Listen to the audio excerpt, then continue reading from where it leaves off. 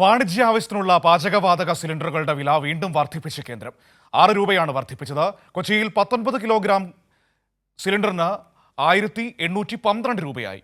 അടിക്കടിയുള്ള വില വർധനവിൽ പൊറുതിമുട്ടി ഹോട്ടൽ വ്യാപാരികൾ. അതിലൊരു രൂപ കുറക്കും, അതായിരിക്കും ഒരു കുറവ് വരുന്നത്. അങ്ങനെ 10 പ്രാവശ്യം ആകുമ്പോഴത്തേക്ക് 50 രൂപ കൂടിയാ.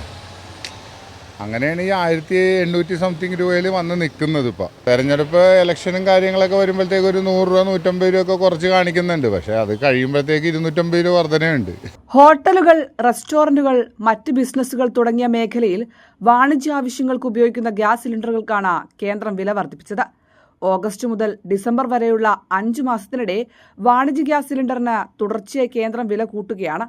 ഇതോടെ ഹോട്ടൽ വ്യാപാരികളും പ്രതിസന്ധിയിലായി. അടിക്കടിക്കുണ്ടാകുന്ന ഗ്യാസിൻ്റെ വിലക്കയറ്റം മൂലം നമ്മളിപ്പോഴത്തെ സാധാരണ ചെറുകിട കച്ചവടക്കാരുടെ കാര്യം പരിതാപകരമാണ്. കാരണം 5 മാസത്തിലടക്കിൽ 172 രൂപ വിലക്കയറ്റത്തോടുകൂടി നമ്മുടെ വ്യവസായം മുമ്പോട്ട് പോകാൻ വളരെ പ്രതിസന്ധിയുണ്ട്. വില കൂട്ടിയാൽ പിന്നീട് കസ്റ്റമർ ഉണ്ടാവില്ല. അങ്ങനെയെല്ലാം വലിയ പ്രതിസന്ധിയിലാണ് നമ്മൾ മുമ്പോട്ട് പോയിക്കൊണ്ടിരിക്കുന്നത്. സിലിണ്ടറിന് 6 രൂപയാണ് വർദ്ധിപ്പിച്ചത്. കൊച്ചിയിൽ 12 കിലോഗ്രാം സിലിണ്ടറിന് 1812 രൂപയായി.